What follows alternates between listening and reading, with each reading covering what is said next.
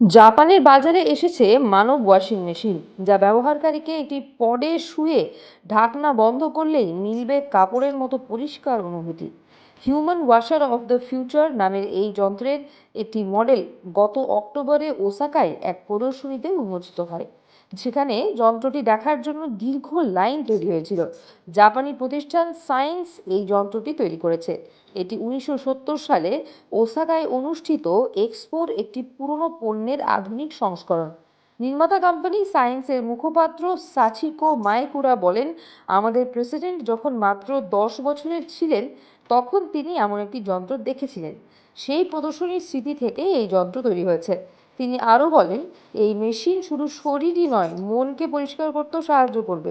এছাড়াও এটি ব্যবহারকারীর হৃদস্পন্দন ও অন্যান্য গুরুত্বপূর্ণ শারীরিক লক্ষণ পর্যবেক্ষণ করবে।